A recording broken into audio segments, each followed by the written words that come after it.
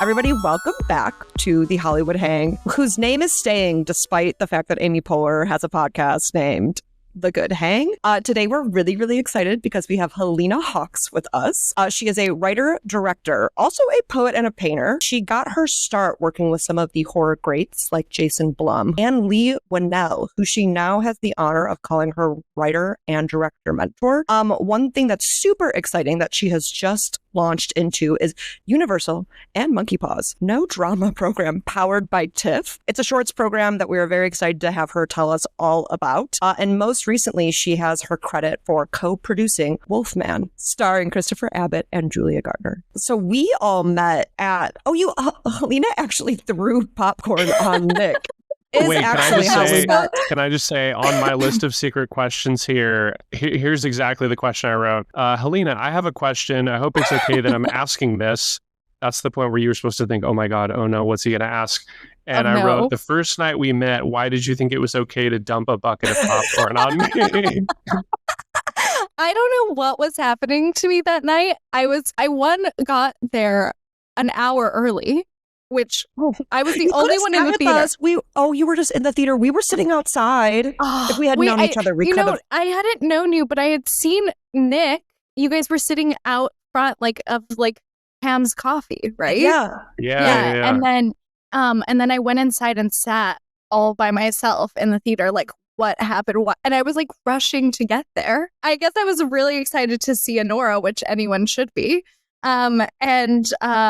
Yeah, and then Leigh got there, and I was super frazzled, and got popcorn, and it was meant to happen. It was a meet cute, guys. That is a really good meet cute. But yeah, no, I am sorry. I hope that your pants were with popcorn butter. But yeah, I definitely threw popcorn all over Nick, and I do. How did it happen? I think I nearly tripped, and then it just it was so Buster Keaton, Yeah. I was just going to say that Nick had already clocked you guys. That's Nick exactly what I was going to say. Next to us. You had the Terminator simulation, zeroing in. Well, because as we were sitting there, I was sort of there's Ty West, there's this person, there's that person. And then I had told Tepper, I was there's Leigh Whannell, who I probably only know just because he's an actor as well. Yeah. Facially. Yeah. Yeah, but that is one way of saying it. But and then I think by the time I got back from the bathroom, Tepper was like, "Oh, I told them who Leigh is," and I was like, "Oh yeah." Well, thanks. it was an easy in because I don't know how you and me started talking, but I was like, "Oh, I worked for Brian Kavanaugh Jones, and they're good friends." Mm-hmm. And then funny enough, the next time me and Helena hung out, BKJ and Leigh were just on a walk together. Yeah, they were roaming around on a walk and talk West Wing style, and we were like, oh my gosh, yeah. But no, it was so. It is crazy when you see people out in the wild like that. Yesterday I was at Book Soup, and Oz Perkins was behind me, and you also just don't know what to do. No. You're do you say that but there are so many times where even Leigh gets that way where he's I don't think I should go up to that person, and I'm just go. He tells me this story about this one time him and his wife were in a diner in New York, and they see Spielberg sitting there, and he was he's my hero, I need to go up to him. And his wife was no, can you imagine how many times people go up to Spielberg in a day? And he's I didn't go up to him, and I regret it ever since. And so we were on the lot for Wolfman, and we were in the commissary, and Guillermo del Toro was there. And I was Leigh, you have to rewrite history right now. You have to go say hi. He's oh no, I don't know. And I was just go. And so we go up there, and they had this huge bro out session. He went and painted masks with him on the weekend. And I was see, you just never know who's going to change your life. That's definitely a philosophy that I go by. It's write the email, send the email, do the thing. You just never know what's going to happen. And the worst is if they won't respond or they'll say no, but at least you tried, But yeah, at those events, you see everyone. Oh, I love that. It's also like kind of nice, silly to be like this person who I am like, you are wildly established in this industry is still kind of like, oh, I don't know if I should go talk to like, it's just an awkward playground all of the time. It happens to all of us, you know, they're just like us. Have you or Leigh seen the fan cam thirst trap videos of Leigh and Saw on TikTok? Oh, I have seen those. No, Leigh definitely is aware of them, and like he loves them. He was like, you know, let Saw be, you know, an erotic horror. I'm totally in, you know, a homoerotic horror. I love watching them, especially around Valentine's Day. They're always really like cut, you know, in a very specific way. There's like hearts that come, like bubble hearts that show up on them. Yeah. Like him and Carrie Elways, you know, which is so fun. But yeah, no, Leigh and I were at Anora because when we were in New Zealand shooting Wolfman, I had been like, Leigh, there's this girl and Better Things. I've been writing her into everything I've been writing. And I know she just got cast in Sean Baker's new movie. She's going to be completely untouchable. And he's like, oh my gosh, well, let's go see this movie. I don't know. I think he got an invite from Christian Parks and was like, you have to come. And we saw the movie and we're like, yeah, she's going to be untouchable, which is so crazy because I had written her into my short. I wrote this like really impassioned letter about how, you know, I had always envisioned her for this. And, you know, sometimes I'm like, it'll happen in the future when it's right, you know, but I was quite bummed, but very excited for her success, obviously. But that's one of the reasons why we're at Anora, because I was like, Leigh, you have to see this movie. And we went and it was amazing. And I spilled popcorn on you guys. And now we're all here. That's really nice that you have a mentor, because I feel like sometimes in Hollywood, there's like an unspoken rule that it's like you do not tell the people you work for that you have dreams and aspirations. I am not interested in those things about you. You are here to do whatever job it is. So it's really nice to know. I feel the same way about the people who like I consider my mentors, that I was like very open, like, this is my real plan. I'm not here to be your assistant, surprisingly. Yeah, no, I it was super refreshing. I think from day one, I had always been very transparent with him. One, because he didn't really need anyone working for him at the time. I very much knocked on his door. I am seeing a theme here where I'm, you know, just inserting myself. But I had been working for like a showrunner for a while and wasn't super fulfilled. And I love writing and knew that it wasn't going to be the only thing that I did forever, because I love writing for 3 months out of the year, 4 months out of the year on like one feature, and then being able to talk. Like I'm introvert, extrovert. So it's like I need the stimulation of like being with people and talking creative with them, and then having my time to just sort of be in a cave and be by myself. And so when I saw that was sort of Leigh's process as well, I was like, oh, that's amazing. And I just happened to be with Blum for, I don't remember what it was. It was like a dinner or something. And he was asking me how the job was. And I was like, it's fine, you know, but I don't think it's what I want to do forever. And I was like, but I heard that Leigh is signing an overall deal with Blumhouse. This is the end of 2019. And I was like, I have been denying this part of myself for a long time, because everyone in LA goes out and says, oh, I want to direct, you know? And I was like, but I kind of want to learn and get, you know, fully savvy from someone who has been doing it for a while before I decide to take a leap or not. And could I apprentice him? Like, I'll take an assistant salary, I'll schedule for him, I'll do whatever I can if I can just absorb everything. And he was like, oh, like the deal hasn't been signed yet, but like, if you show up at this time at this place, maybe he'll take you. Who knows, you know? And so I showed up to Leigh's house on like a Sunday night and was like, hey. And I was very frank with him and he was very receptive. I just sort of had gauged this sort of mentorship side of him as well, like previous to this. Like I was with Blum for South by Southwest in, I think it was 2018 when Upgrade came out. We were all staying in the same house. And even then, Leigh was giving me like tips on writing and that sort of thing. And so I had sort of clocked that and knew that he had that sort of generosity about him in terms of like knowledge and wanting to like give writers a chance and that sort of thing. So that night that I met with him, he also was very open and was like, I don't know if I need anyone, but like if you worked with me, you know, you could be working on your feature when I'm writing. And I'm like, sign me up, you know? And apparently he called Blum that night and was like, she's great, but I don't really need an assistant. And Blum was just like, you'll find something for her to do, buddy. And then just like hung up the phone. And then, you know, I started with him shortly after. And he's been so, I was just on the phone with him before, like he was checking in on how my short was doing and that sort of thing. Like he's just very generous. And I had the best time working with him for, gosh, it's on and off for 5 years. So that is how long it takes. Okay, wait. Yeah.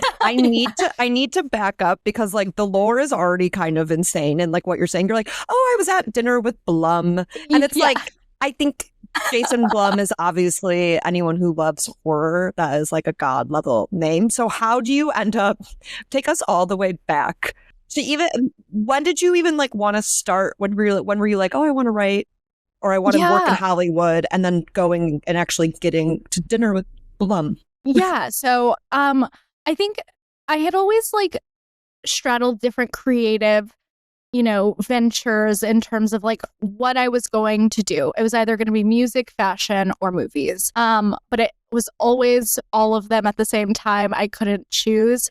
But in New Mexico, there's a huge film community. You know, it was really taking off when I was growing up around like 2006, which they called it Tamalewood instead of Hollywood, which is so funny. And they, you know, everything was filming there. And in my hometown, there was this casting call for this sci-fi network movie with Jonathan Sheck, which was Christina Applegate's husband at the time. And he's the brooding singer in That Thing You Do. I begged my parents to just take me to this casting call because at this time I was like, the only way to get in is through acting, which I had been doing a little bit of on the side. I'd been taking acting classes with this guy in Albuquerque who is the guy in Legally Blonde who is like, don't this stomp your little lassies and Prada shoes at me. Oh my God. Like, yeah, like Greg Serrano is my hero. I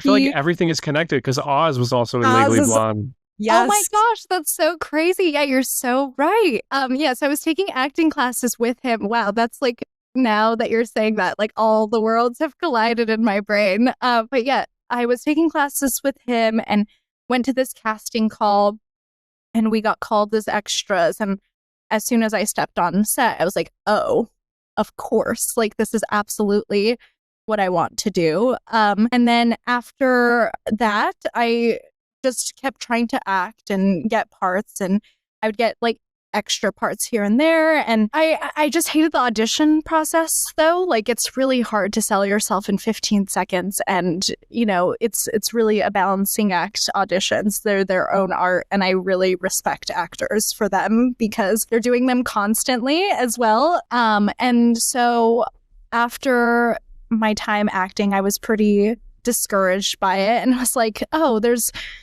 I'm just going to quit film altogether. I started studying strategic and corporate communications, like very like, you know, very business centered. I was like, at least marketing will be a little bit more artsy version of business, you know? And then one day I just had the epiphany, like, oh, there's so many things that happen behind the camera. Like, of course, like I can still pursue film. All I think about And I remember calling my mom and being like, why am I not pursuing this? I'm going to change my major. I'm going to, or add or do something, but I need to make it work.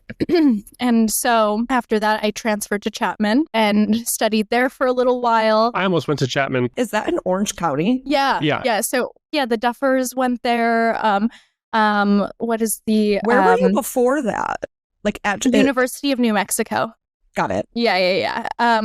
And I loved Dodge and loved Chapman. It was very small, and I met this guy there who was a professor. His name was Harry Effland. He was like Scorsese CAA agent, like in the 70s, and was now like a professor here and led some of the most amazing classes and really knew how to pull creativity out of you and just pulled no punches, took no bullshit, and was just like an amazing mentor. And his whole MO was, how do we get kids employed after college? So he would take us to all the major agencies. We'd have to pitch to the agencies like these slideshow presentations, like, this is who we want to be, and like this is how we can, help the agency and that sort of thing. And so he was very in sync with finding people internships, et cetera, et cetera. And there was this girl in the creativity class that he had put together that was like, I don't really like horror.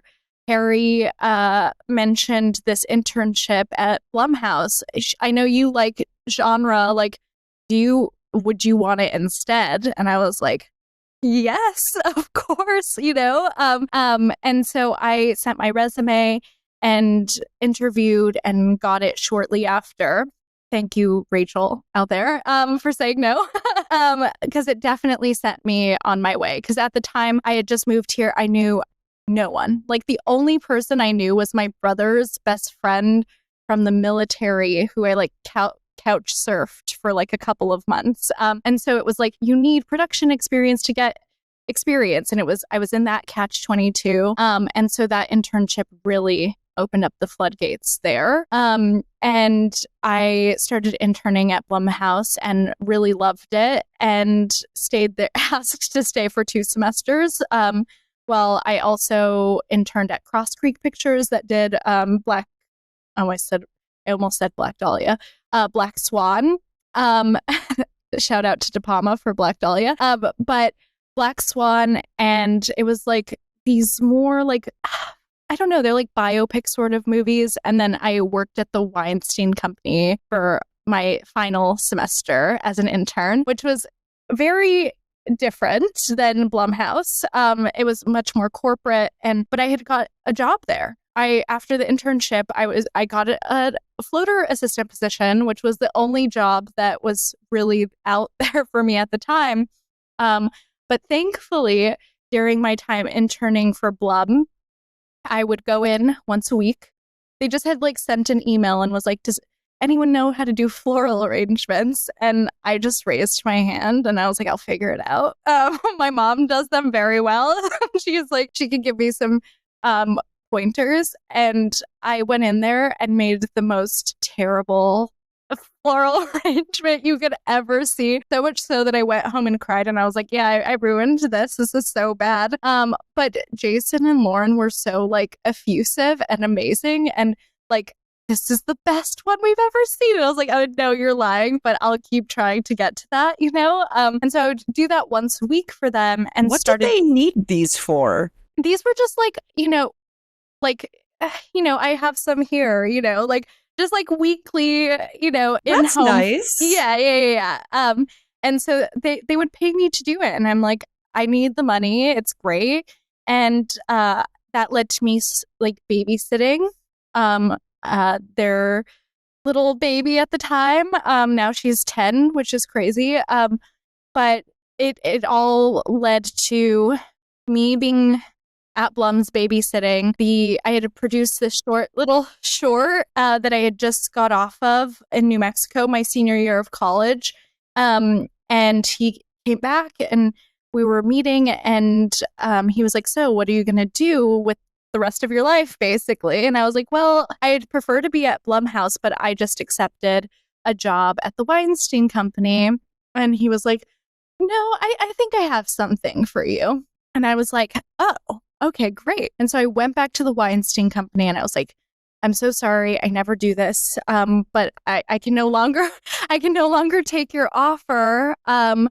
But thank you so much. And they were like, just go. Like, absolutely. Like, I think they knew that they were sort of on a sinking ship, that they were like, please just do what you need to. And then I started working with Blum as like a personal assistant / like travel nanny. So I would like go with him when he was traveling and like set up the kids' rooms and like, just do anything basically. And he would try and like throw tasks at me to see what I could do and not do. He still jokes about it to this day. He's like, I would just throw stuff at you to see what you were like, you could handle and see what you could like land and make happen. And I'm like, thanks for that.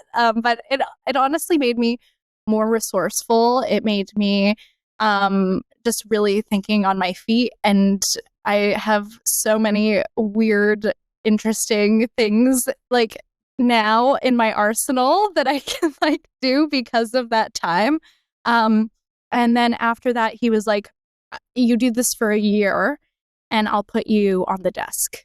And so I did that for a year and like a half, and started on the desk. And what got me into writing was he was like, oh, if you stay the course, I will sort of groom you to be an executive one day, and like you could basically be a Cooper or a me one day. And I was like, oh no, like that sounds amazing, but I thought that I came here to be Jason Blum. I don't know. I feel like I need to be creative. And so I started writing, which is when I go ahead. Oh, no, I was just going to say also, when you said you finally got the offer to go to the desk, can you tell people what that means? Yeah. Oh, yeah, of course. Yeah.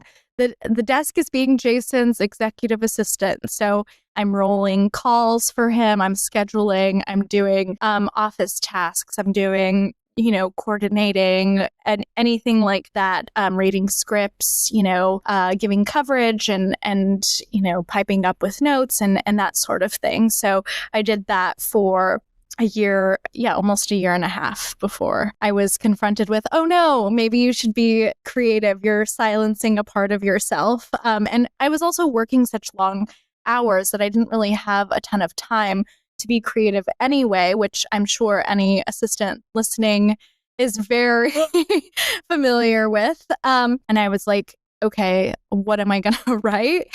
And I wrote this like half-hour animated horror comedy that I still love called The Killmores.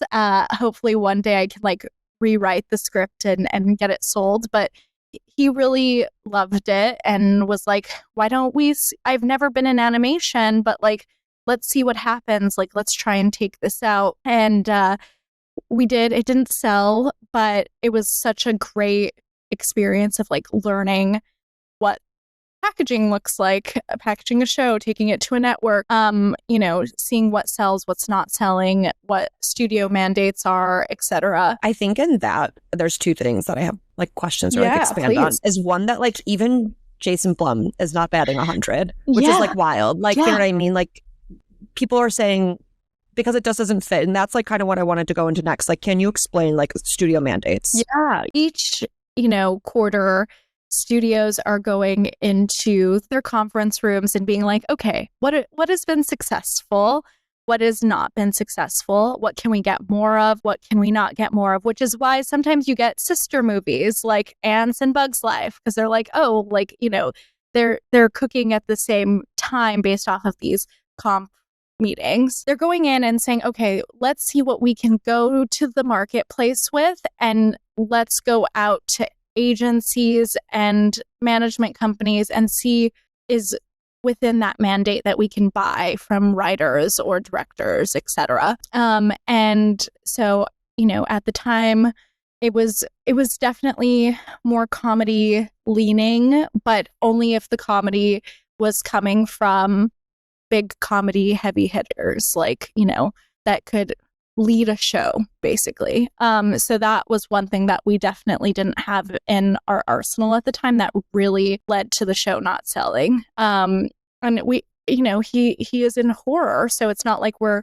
packaging it in the perfect way, because it's this show that had sort of straddled both horror and comedy equally. And so, like, how do you really sell this? It's also a multi-generational, target market of the show. So it's like, at the time, they're like, how can we make this more this or more this? And I had always been like, oh, I want this for like The Simpsons to be for all audiences with like more of an edgier lean. And to this day, it's still hard to sell it, which is because I didn't specialize in that sort of way, which I'm like, have been going back and thinking about, and I'm like, maybe I should just specialize into a target market, or maybe not, and figure that out later. But I wasn't fitting within those mandates at the time.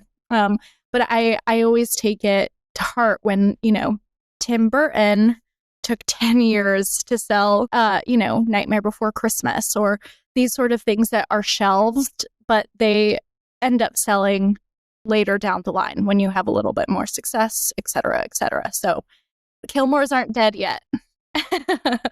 I mean, I also just think it's a testament, though. You told this whole story that took a really long time, a lot of connections, a lot of work, a lot of proving yourself just to make it to a position that a lot of people consider like entry level, which is like a desk assistant job. And like, it takes so much just to get, because even after my film school, I think a lot of people were like, oh, I'm coming out with my MFA and I'm still not getting these assistant positions. Those are really, really competitive positions, even the ones that don't pay well, because they can often be the ladder to help people, right? But another thing is like, a lot of those positions don't necessarily lead to your boss being on board with like collaborating with you creatively. I do feel like there is a really tight-knitness to the horror industry specifically. It's the tight-knit community for sure. And I think what it is horror is always the underdog.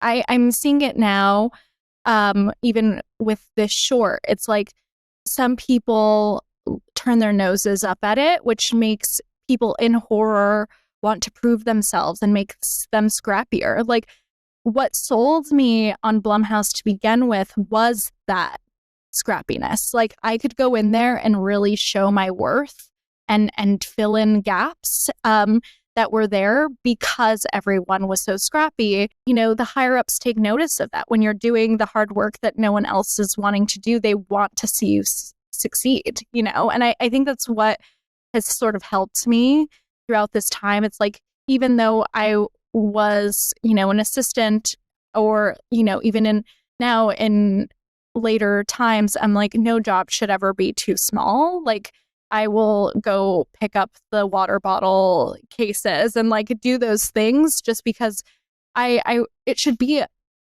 in Hollywood. There's such an hierarchy of ego, and you can be like a great equalizer if you just step in and do the work as well.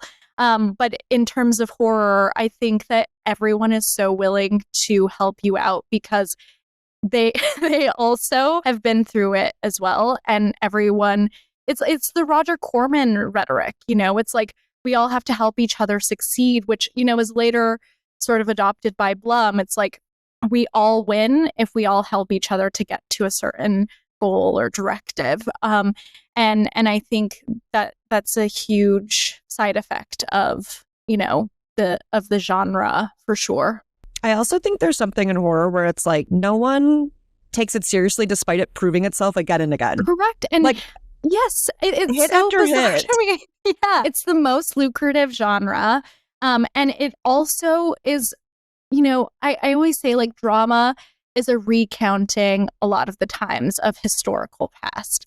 Genre is the exact mirror to society. And the fact that people turn their noses up at it so much because it goes for shock value to lure you in, it's so silly to me. Like, you can say so much with horror, and anyone who's saying that like, movies shouldn't be political, it's like, you've been watching political movies by just enjoying horror for so long. You know, like every horror movie during this, you can point to the historical timeline of historical events and say, okay, these are the movies that came out during this time, and you can see a direct reflection of those politics. Like Leigh and I always talk about how he was like, I was never looking forward into the future and being like, oh, these are politics that are going to happen. But horror has a way of like seeping it. You absorb everything and sort of regurgitate it in a horrific way. And his was 9/11 and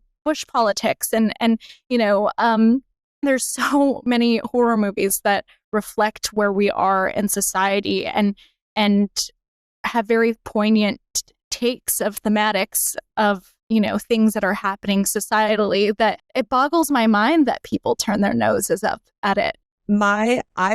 I think I have so much respect for her because I'm so scared of it. I actively normally don't go for some movies. Like for some movies, if I know they have the silly edge to them, I can 1000% go to the theater. A lot of times though, I need to have it at home so I can like pace back and forth because I just like cannot comprehend how people are doing this. Like it's just such a talent. You're a prime audience, you know? Yeah, where I'm like running away. Yes. Yeah. My writing partner never watches horror at all. And so watching Wolfman with her, she's like wincing at everything that I know that Leigh has intended like a reaction for. And it's so amazing watching horror with her because I'm so desensitized at this point. I'm a maniac.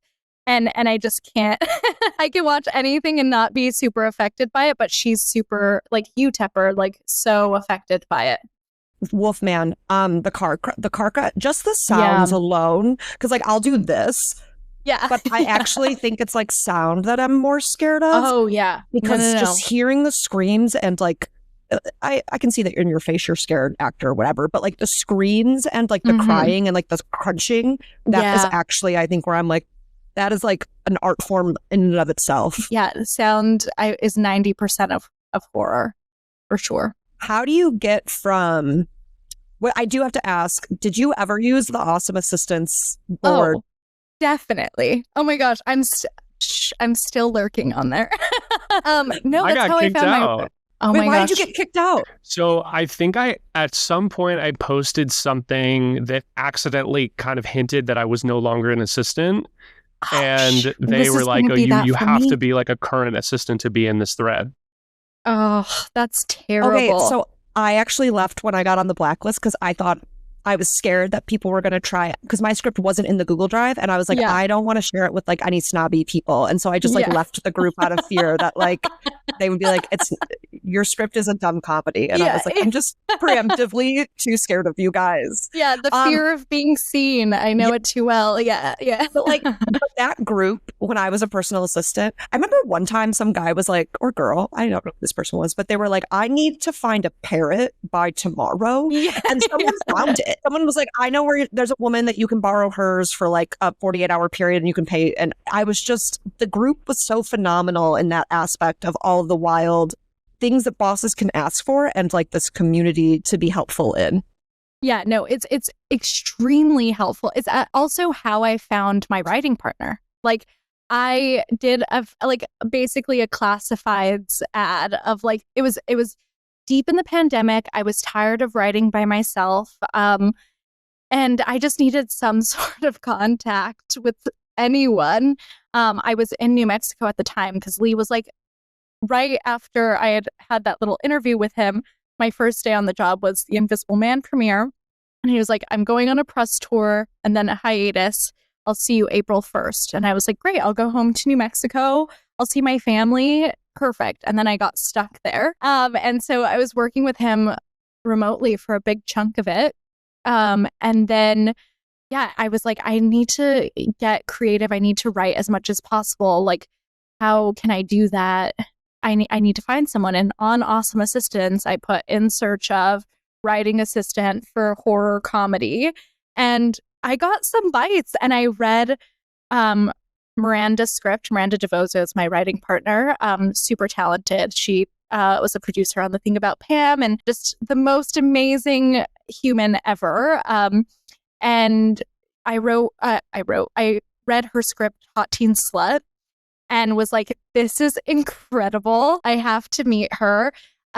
And it was like meeting a soulmate. Like, I had tried other writing partners for a long period of time. Like, we were very much living parallel lives. I was working on the Disney lot for that showrunner that I mentioned previously. And it was like when Harry met Sally. Like, we were on separate floors at the time and had no idea of each other's existence. It was definitely, we were destined to meet. And I was like a bridesmaid in her wedding last year. Like, it's so crazy what those sort of resources of connection can lead to. There's also like a camaraderie to the assistant thing. Yes. Like, I feel like assistance is just like, it's like you're in this exclusive special club where it's like we all help each other with these weird requests that we have to fulfill. We all go out to get drinks and we all meet each other because we kind of know that, okay, 5-10 years from now, these are going to be all the people that are working in the industry, like at a higher level, you know? Exactly. Like, that mentor that I mentioned at Chapman was always like, don't try to impress the Spielbergs, the Kathleen Kennedys. Impress the people around you, because those are the people that are going to give you jobs, 10 years down the line. That's what I always say too, because I feel like sometimes when people hear I work with Brian Kavanaugh Jones, they're like, oh, I would love to meet him. And I'm like, that man has his own friends and all of his own, he's got all these people that he's trying to make their projects happen. And that is who he grew up with. I'm like, so you want to be across the table reaching. Yes. Like, find your partner and grow with them. And I think that's just so much more fun. Okay. I'm sorry. I got you off on a tangent, because how do you go from on the desk to then writing and then to being like, I'm going to end up with a co-producer. Also, I think that's a testament to you being this resourceful person. But well, thank you. No, it was kind of a crazy way it happened. I had written the pilot. Jason had read it and was like, oh, like, I really like this. Maybe we should try and get you some representation. He's definitely been like Father Blum to me, like very just guided me in so many ways, and I'm so thankful. He's such a I was thinking about it the other day. I'm like, there's just no one like him. Like, love him, hate him, whatever, your preference, but there's just no one like him. He's just so out of this world, bigger than life, and I've just been so grateful that he's sort of guided me through all this time. And so I was like, I love Blumhouse. I love working for you, but a rep can't do their job with one sample, and I've only had time to write one sample because I've been working so much with you. I think I have to quit, ? And he was super supportive. And we were finding my replacement, and I was staying late to roll calls with him, and I was on a call with him and this lawyer that had just closed a deal on a property, an IP that he had purchased. And they were just like, yeah, like the IP owner just needs like a young new writer to sort of be like a vessel for ideas. And I was like, oh, I'm young, I'm new. And so he called me after, and it was like, oh, I need someone to babysit tonight. Can you like help me find an intern? And I was like, I will babysit for you tonight if I can pitch you something. And he was like, what is it? And I was like, let me just get to you, and then I'll pitch it to you. I'm like coming up with a pitch in my head on the drive over there. It's like you have to take a little risk. Like my friend, who's this incredible director, like I just want to shake him. He's like what he could be. Edgar Wright meets Spielberg. Like, he's so talented. Like, that's his style, and he doesn't put himself out there at all. And he's so talented, and I'm like, you would have 3 features made already just because you're so talented. But he doesn't self-promote. He thinks it's like hacky to self-promote. And I'm like, no one's going to read your work. Like, no one's going to, and so I'm like, just take the risk. I know a lot of people sort of balk at that, and they're sort of like, okay, don't do that. It's annoying. There's a way to do it for sure. Like, it's not like I'm constantly emailing Blum like, hey, look at this is my script. Like, it's finding opportunities where it's like, let me help you, and vice versa. Let me help you. And so I think that there's definitely a system to that, like, to not be annoying, but I'm definitely gonna take the risk or take the shot, because I why not? He was like, wait, I love this idea. Let me talk to Charles and Cooper. And and so I started on that, which there's a crazy story of how that all came to be, because the IP holder had to, like, he owned the property, like he had complete creative control of everything, and he's also very, like, conservative, and I was just, like, so afraid to offend him or do anything wrong, and so Blum was like, oh, we need to fly you to Texas, because he was there, and then he called me back into his office. It's like, no, why don't we invite him to the Halloween premiere at Fantastic Fest, and you come and you can meet and do that, the whole thing. And I was like, okay, great. I ended up at a Starbucks in a tiny town south of Austin pitching this guy, and thankfully got the job. And I did that for 2 years, and it was just basically rewriting ideas for him and, like, trying to figure out, he didn't know what he wanted the movie to be.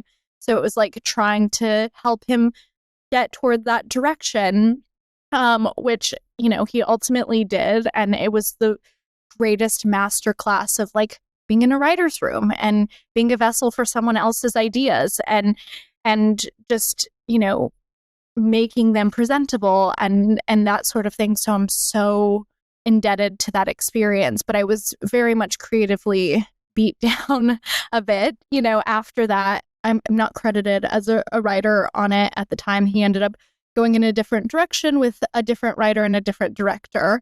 But it was Five Nights at Freddy's. And so, yeah, so it was an amazing experience. And I owe so much to that. Well, I also think that goes so much to say, like, and Nick, I feel like you've talked about this a lot on TikTok too, how many times things change hands until they get to the place that every single person involved was like, I am content and at peace. Yeah, especially like any big IP like that. Five Nights at Freddy's, I feel like, is one of the famous ones where there was, that's a really anticipated project that so many people developed and worked on. I mean, like, when you have movies like The Flash, there were rumored to be like 150 over a number of decades, like, people who had touched the script. So those types of projects, and it's hard because, like, as a screenwriter, people are like, whoa, what have you worked on? And you're like, I worked on this thing, but it didn't come out. I worked on this thing, but I don't know if I'm going to get credited for the draft. But I think also people don't realize, even just having the uncredited credit, that is a huge part of your career. And, like, you've proven that you can do this, Yeah. No, it was an insane time, because, it taught me a lot as well, because the studio system is usually like, strike while it's hot. Do this, really push out a movie, push out a sequel, do that, it's always go, go, go in the machine. And I give a lot of credit to Scott to being like, no, this isn't what I want my movie to be. Like, he had creative control at the end of the day, like, over the writers and the directors, and everything. And he was like, no, like, I have a specific version that I don't really know what it is yet, but I'll know it when I see it, which is sort of the, but he was patient. He was so patient. And I credit Blum a lot, because at one point I definitely went to him and I was like, I don't know if this is ever going to happen. Like, like, very, like, we've been through so much. Like, it's been in development hell since Warner Brothers in 2017. And Blum was like, no, I'm going to write it out. And it paid off. Like, I learned a lot from just sitting and being patient and letting the creative happen. Because you never know. And it's so hard. When you saw it finally come out, because I will experience this next year, but a thing that you've worked on for a number of years that eventually you say goodbye to.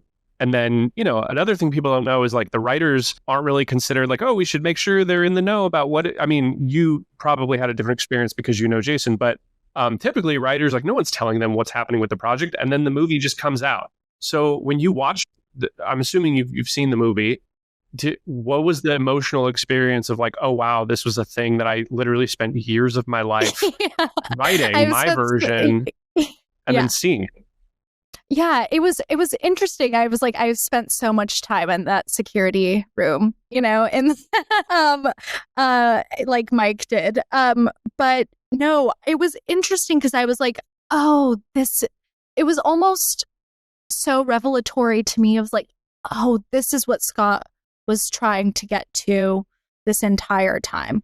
I think during my process, I was like, how can we make this a great story and commercial and make it its own thing, and I think his vision is ultimately, so seeing all of the little ideas that I had seen Scott say over the years that did stick or didn't stick, like on the screen was like, oh, okay, this is what he was going for. Like, Cooper said it in a great way where Scott is used to writing code, right? He's used to putting in code and a moving image on a video game starts to move. Like, that's not how screenwriting works. And it's a much more, snaking sort of process. And I think that it was like, oh, this is what he was trying to translate to me the entire time, that sometimes I was getting, sometimes I was not. So I learned just from seeing what his final vision was. I was like, oh, I should have leaned in a little bit more here, or I should have leaned back a little bit more here. But I feel like that's just like to the code. Code is a whole other language. Like everyone is speaking different languages, and it's so hard to like, when someone tells you, it's when someone recaps a dream and they can see it, or I'm saying it and I can see the visual in my head, but I cannot for the life of me put the visual into words for someone. It taught me a lot about directing as well, because it's like, writing is the purest form of creation in the movie making process. Like, you were making something on the page, like all the visuals are going on the page. And Leigh and I talk about this a lot, where it's like, once you get the script, it's only translation from there. You're translating to crew, you're translating images to screen. It's all translation post the writing process. Like, the purest form of creation is writing, because it's coming from your brain, I think that also is a good point to, that's when people are like, you make a movie when you write it, you make a movie when you are actually in it making it, and then there's a whole other movie made when you edit. And it's all, I like the translation of that. Yeah. Knowing that those sort of levels of where I should have leaned in, or where I should have, the translation of those things, I was like, oh, that'll help me directing of like how to translate an idea succinctly and potently, and make sure that everyone across the board knows what that vision is, so that there's never any miscommunication there. Everyone should be like on the same page of like what they're making. So having worked on, sorry to keep bringing it back to the IP, I'm like obsessed with IP. No. So am I. So having worked on a pretty big profile video game in that way, did that kind of set you on a path? Because after I did my first, IP assignment, it kind of put me on the path of like, oh, now you're going to go pitch on all this IP. And I think a lot of people listening will be curious to know how this stuff works. A lot of writers listening will be like, oh my God, I pitch on IP all the time. This is like all anybody wants to do. But having a mentor in Leigh, who is someone who famously came in, he's like the Lord and Miller of horror. Like, he came in to do something completely new, and he kind of broke an entire fresh take on the monster universe, which was something that was so hard for decades for people to figure out how to do. You would think that would like teach you as a person, like, oh, this is A, how movies get made, and B, IP can actually, you can do new things with IP. So have you since pitched on more IP? Do you and Leigh talk about IP? Like, I would imagine that Leigh had the same thing. Like, he does Invisible Man, and now it's like, oh, you're the guy to like do the new take on the IP. After the IP experience of, in a big studio, landscape, experiencing that was like, wait, I think I share that sort of with Leigh as well. Like, we've had extensive conversations about it of like, and Leigh's been very successful at creating an original IP. Like, Saw is fully original, Insidious is fully original.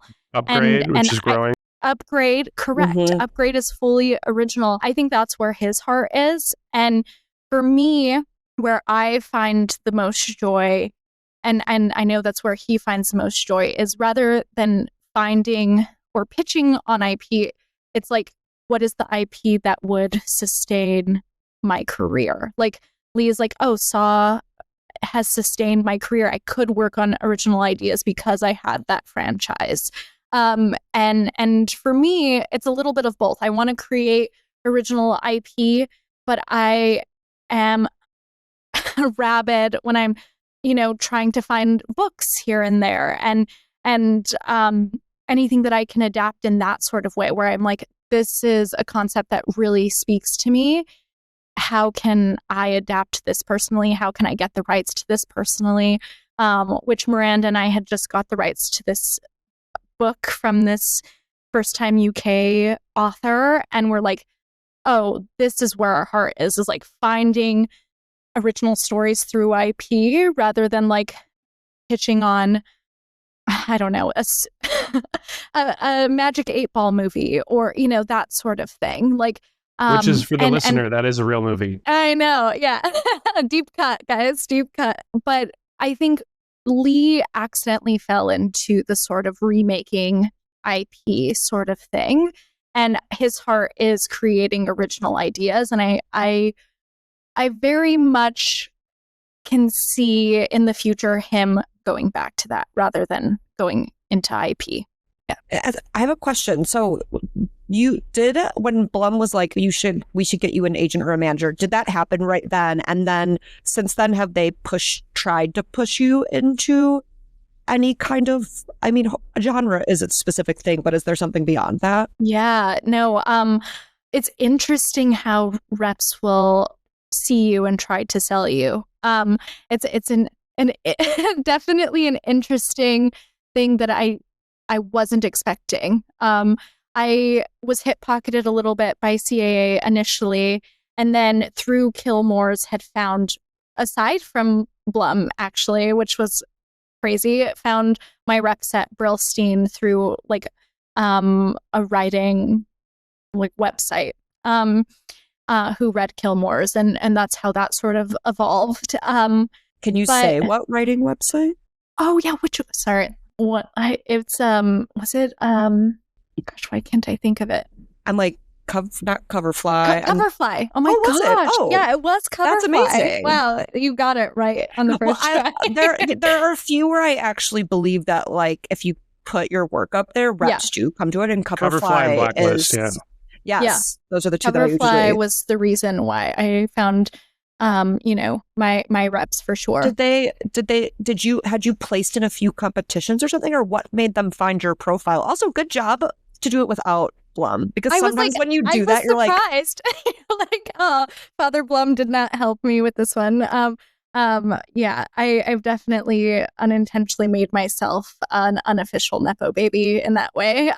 Yeah, no, that one was all me. A friend had read the script and on Coverfly and was like, wait, I think you would be perfect for this manager, and put me in touch, and I signed shortly after. Like, it was such a fluke. And I'm so grateful. But I definitely experienced what you're saying of like trying to sell me in a specific way, where because I'm from New Mexico, because I'm Hispanic and, have Native American in me, they were more so trying to make me into like a Taylor Sheridan, which I don't write that way at all. And so I was like, I need to make sure that I am so firm and so aware of what my voice is and what I want to do, so that I can come to a rep and be like, no, this is who I am.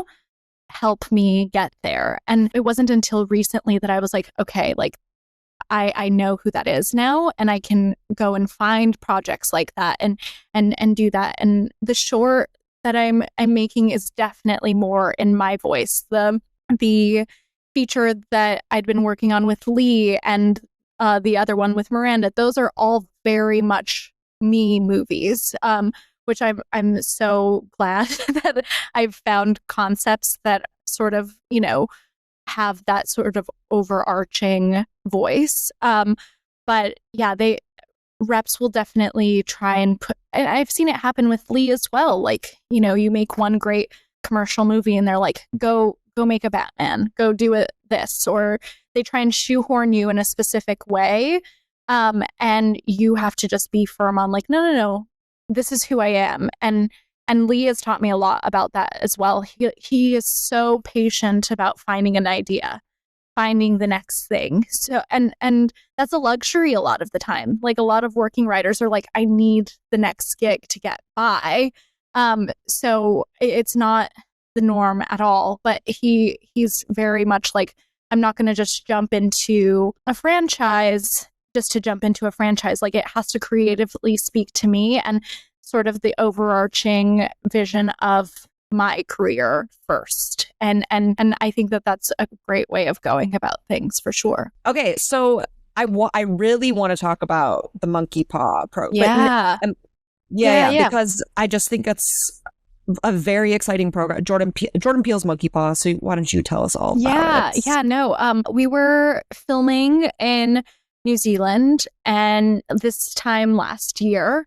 And I was so fulfilled by the experience in a producer standpoint. Like I was like, oh, this is amazing. I'm getting all of the knowledge and the directing as well. Like I'm getting everything that I had knocked on Leigh's door about, 4 years prior at that time. I'm finally getting all of that knowledge that I had hoped to gain.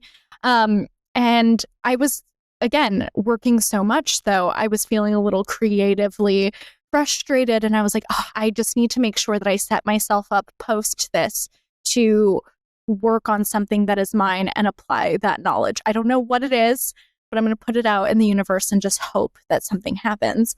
And I don't even know how I came across the application. And I saw this and I was like, oh, like reading through the sort of directives of the application, I was like, this is what my entire career has been sort of coming toward or coalescing toward. And I was like, I can't not do this. I really cannot do this. Can't not do this, rather. And so I was like, it's a genre initiative, one, which great, because all of them had been like, a drama or that sort of thing. Two, I had always wanted to make a short and move into the directing sort of direction. But I didn't want to exhaust resources. I know like crowdfunding is such an amazing resource to people, but I was really worried about expelling all my resources too quickly. And then the short is bad. And then it has no exhibition anywhere. So when I saw you have a grant, it's genre, and it premieres at TIFF, I was like, oh, this is amazing. And then when I saw Jordan, I was like, that's incredible. Like as an intern at Blumhouse, I was walking around there, as an intern watching Jordan finish Get Out. Like we watched Get Out in the screening room there when it was finished. And I was like, oh, this is amazing. I can't wait. So I talked to Leigh about it and we'd sort of talk back and forth when we would drive to and from set. And I had sort of been pitching him ideas and he was like, that one, which is always really helpful when you're writing because most of the time you're in a vacuum and you're like going down the line on other ideas. But Leigh has such a great mind of like commerciality and like potency of ideas where he's like, no, focus on that one, which is always really helpful for me. And I'm working so much at that time. I'm like, I don't know how I'm going to do this. It's 2 weeks until the deadline. And 2 Fridays before we started filming, I was sitting in a conference room there. We were like in a production meeting. I get an email shortly after that was like, who was sitting by blank in the conference room? And I was like, me? I was. And they're like, she has COVID. And I was like, oh no. And I did get really sick, but I never tested positive for COVID. Like I had like a really bad flu. And so I stockpiled tests and, food and everything in my apartment there. And I was like, I'm just sitting here on Zoom meetings. I might as well do this thing, and within that week before shooting, I just rushed as fast as possible to like that idea that he said was good. I'm just going to own it and just go for it. And did you have to write the full short script basically to submit? Yeah, it was a really extensive submission process. It was write a 10 to 15 page script, a deck, 2 letters of recommendation, a personal statement video, an inspiration video, and a pitch video. It was a lot. And what is the difference between they all started sounding like the same thing. Yeah, I'm like the videos all sound similar. Yeah. And so I 11:59 hit send, really embarrassed. Like I was like, I can't, like how you said about awesome assistants, I was like, I don't know how I can ever let anyone see this. Like I hope someone really resonates with the storytelling or the idea, because I'm really embarrassed to read the script because I didn't have a ton of time. I'm really anal about like PTA talks about ironing as he's writing. Like he'll write something, iron it, move on, write something, iron it, move on. And I just wrote it. There was no ironing at all. And I think maybe I could probably overthink things a lot of the time as a writer.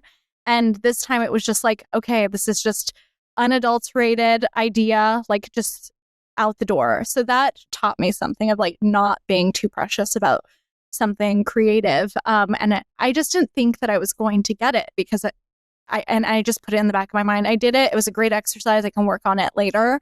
And then we had finished shooting. I came back and got a notification that I had made it to the finals. And it was a very extensive interview process. There was like 5 interviews post that, like at Miranda's wedding for her rehearsal dinner. I was like, I love you. I'm so sorry. I can't tell you why I'm leaving, but I have to go. I'll try and come back. And she's like, I get it. Like, just go. And so I'm there at like 11:59 in Amsterdam, just like, hi, and just, I was like, this feels like cosmically everything is aligning. Like, I just hope that I'm not thinking too much about this. Near the end, it was taking so long. I was definitely like the girlfriend, like, oh my gosh, he's not calling. Like, I don't know. Like, I was getting like so obsessed. And then finally on Labor Day, they were like, you got it. And I just like burst into tears because it was, again, I had been wanting to move into this direction for so long. And this initiative absolutely gives me that opportunity. And yeah, I'm so excited. We're slowly locking in people. Not Mikey Madison, unfortunately. Maybe if it were a year earlier. But so this is for the short, right? So when you adapt the short into a feature, you get Mikey. Yeah. I don't know if you. Well, I have 2 questions. Can you say a little hint of the concept of your short, and then also, like, where are you in the process and how much time and what are the because you guys, there's like not a training program, I don't know what I'm trying to call it, but there's like meetings or hangouts that you guys have, right? Yeah. Like, what are all those like? Yeah, no, it's been amazing. It's me and 4 other filmmakers from around the world, and which we've sort of built this sort of kinship with already. And it is, spans the year. We have roundtables with various people, Jordan or Wynn. I'm really excited. Hopefully this one lands, but like John Dykstra from ILM, like just different people they call it sort of a curriculum over this year that you sort of meet with and have roundtable discussions with. And, they had us all at Universal for 4 days in October and had this like big party for us to like, show us off to the industry and be like, these are, up and coming creatives. And you get to meet a ton of people. And they would have roundtables all day, like from 9 a.m. to 9 p.m. and then interviews. And it just was like such a crash course into like what the studio system is, which thankfully I had had a little bit of that from Wolfman already, where it was like, okay, I can do this a little bit more, I had a little bit of a better handle on it, but it's still so overwhelming. And then, we shoot hopefully in April. And then we do all of post until the end of July. We submit to TIFF in August, and then it premieres at TIFF in September. And so we just finished the script. We're locking budget and script this week, thankfully. It's very prosthetics focused. So the prosthetics designer is working already. And it's just been an amazing process. It feels exactly like what I was hoping for out of Wolfman. Like it's such an application of that knowledge that I had gained from that experience into my own sort of short. And I couldn't be more thankful or thrilled that it's happening for sure. That's so exciting. Oh my gosh. Yeah. And so so they premiere at TIFF. Yeah. Is it just like a specialized like moment, like it's like a blocked industry out of the theater? Yeah. Yeah. It showcase from what I've heard, TBD on what that's going to look like. I'm not quite sure. Nor do we know where the shorts will live post then, they might live like on a platform of some sort. But what's great about the program is the showcase is sort of a test run of you as a filmmaker. Not only that, but also how the story works and could be a proof of concept to a feature that you develop with Monkey Paw. And if they decide not to go with it, then you retain all the rights to your short and you can sell it elsewhere as a proof of concept, which is, I can't be more excited for that for sure. I've also never been to Toronto, even being a big Cronenberg fan. So I'm like, I can't wait to be in, Toronto and just see everything. I've never been to TIFF, so it'd be great. That is really exciting. Yeah. All right. So I feel like that has brought us, that's literally to today, like right now, that is what you are currently doing right now. Yeah. Well, thanks so much. Before we let you go live your best life, you have, we do a high, low, or a hell no of your career, which I feel like Monkey Paw sounds like a really high, but there could be, it's just like kind of like the thing, if you had a boss, you don't have to name them or anything, like the craziest thing is like that I would never do that again. Yeah. I bet a lot of those, like, because I'll work with Leigh when he's on something and then find something else in between. And I'm sure every writer listening to this as well will be like, oh, we know all the crazy side jobs that you have to sort of get to just survive out here. But speaking of crazy stories, the high, the low, and the hell no is definitely my peeves story. I was working as a personal assistant to someone in between jobs with Leigh. Like Wolfman had fallen apart for a little while, and I was like, oh, I need to go find something. And I had got a job as a personal assistant to an unnamed pop star, which I didn't want to begin with, but I was like, you know what, I need it, and whatever. But the extent of the job was buying things. Like I was basically a personal shopper at that point, where she would send hundreds of images to me every night, and she I would have to reverse Google image search them, which would take hours, and then buy the items for her. One of which, the photos, was Peeves. And so it took me to this crazy website from South Korea. And I was like, hey, are you sure you want this? Like, she's from South Korea. 2, you have Dobermans. Like, I don't think that maybe. And she was like, I pay you to do what I say. And I was like, yes, you do. So I guess I'm doing this. So it took 6 weeks. This is all a remote job. It took 6 weeks. And she would ask for her every day, like, where's my dog? Where's my dog? Where's my dog? Like, she has to clear customs. Like, she has to be a certain weight, all this stuff, you know? And I was working remotely. And so I was staying with Blum for a little while because he was like, why don't you come out for the summer, whatever. She's finally ready. I arrange a drop off of Minnie. At the time, her name was Minnie, to Sunset Tower with her security. And I'm like, yes, this was such a Herculean effort. I've succeeded. Amazing. I get a call an hour later, and I'm like, oh my gosh, she's definitely going to say, oh my gosh, the dog is so cute, et cetera, et cetera. And she's like, I get on the phone with her, and I was like, hi. And she's like, I thought I said I didn't want a dog. And I was like, wait, what? She's like, I told John I didn't want a dog. And I was like, who's John? I have no idea. What? And she's like, and it's staring at me and I feel bad. And I was like, what do you want me to do? Do you want me to have security take it? And she was like, yes, like take it away, basically, like, you know.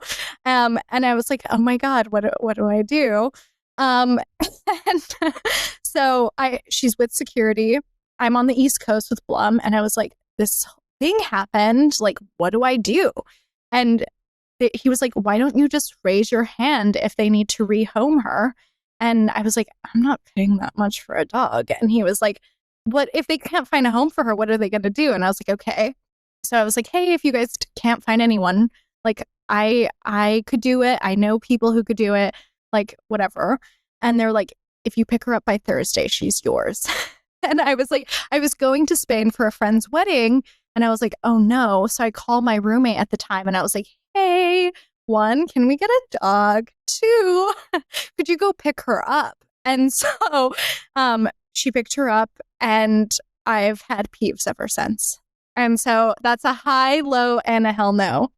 Shortly after I quit, I had to quit after that. I was like, I can't work for someone who would do that. So yeah. Oh my, I love that. That's a really good high, low, hell no. I really hope. I feel like I'm gonna have to be like, you guys, everyone needs to go listen to Helena's episode. And if you don't bring something that good, then I don't know if you should say your high, low, hell no.